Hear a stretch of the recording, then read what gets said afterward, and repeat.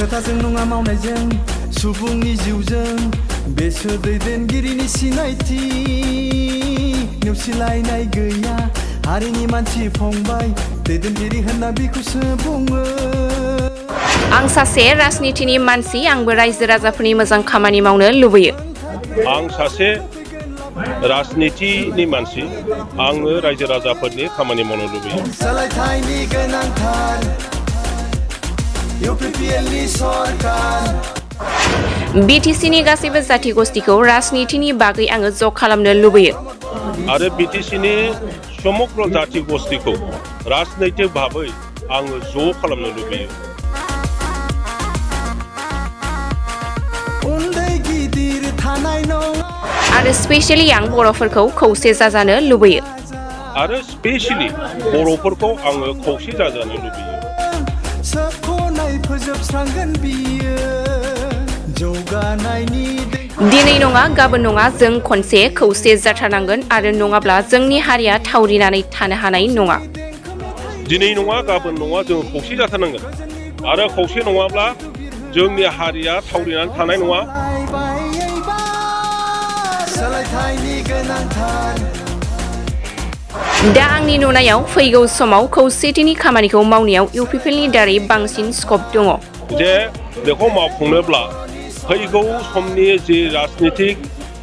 सोलिबाय थानाय जे UPPLनि दारैहाय बियो बांसिन स्कप दङ आरो खोनासंला जों UPPLनि मानसिफोरा गासैबो जाथि गस्थिनि थांनानै थानायनि खोथा बाथ्राखौ सिन्था खालामदों UPPLनि मानसिफ्रा समग्र जाथि गस्थिनि थांनानै थानायनि खोथा बाथ्राखौ सिन्था खालामदों बिथांमोना मोनफ्रोमबो जाथि गस्थिनि भाषा संस्कृति उन्नयननि सिन्था खालामदों आरो स्पेशली जोंनि बर' मानसिफोरनि थांनानै थानायनि बाथ्रा बिनि परिकल्पना बिथांमोनहा खालायनानै खामानि मावगासिनो दङ दा ओंखायनो आङो बिथांमोनखौ आरोबाव हेफाजाब होनानै थाबै आरो साबसिनै जोंनि जायगायाव शान्ति प्रतिष्ठा खालामनाय आरो जौगानायनि खामानि मावनाय बे खामानिखौ आगोल लांनो लुबैदों बेनिखायनो आं दिनैनिफ्राय UPPLजों थानानै मदद होनायजों साबसिन शान्ति खालामनो आरो जौगानायनि खामानि मावनो आं आवगायलांगोन बे बाथ्राखौ BTCनि बारग' लेङाइ मावफुं सोद्रोमा खाम्फा बरगयारिया गोख्रों रावजों खौरांगिरिनि गेजेरजों फोरमायदों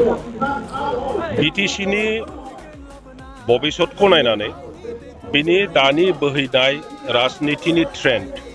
आरो फैगौ दिनाव जानो थांनाय राजनितिनि ट्रेन्डखौ नायनानै आं सासे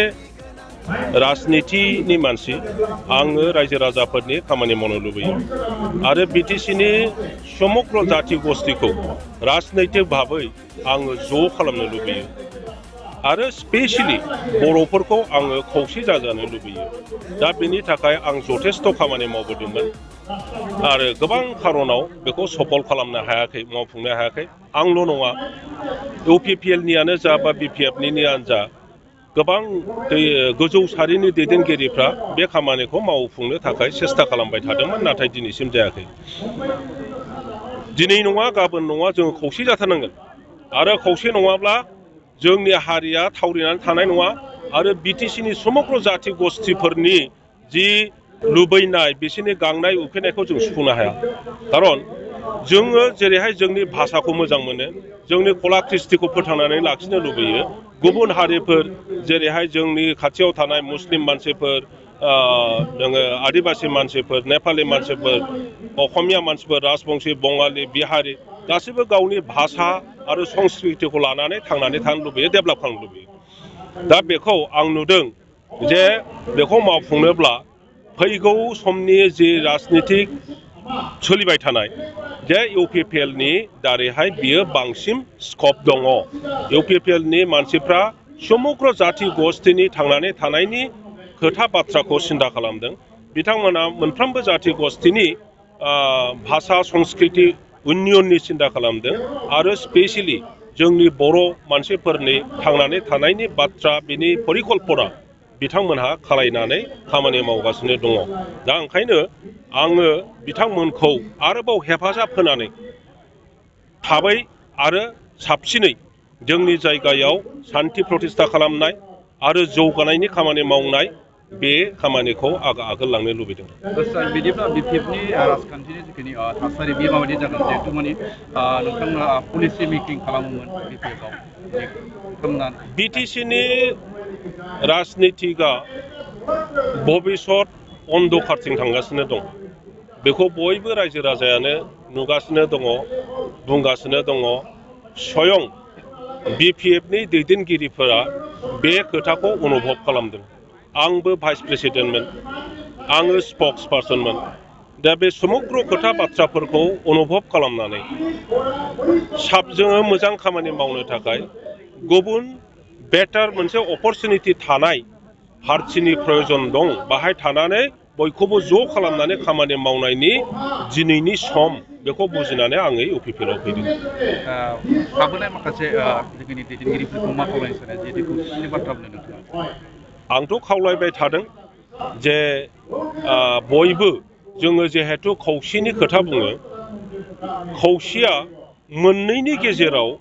माबा मोनसे द्वन्द्वनि थाखाय जुदि ज' जानो हालाब्ला अब्ला जोङो मावथिफ्रा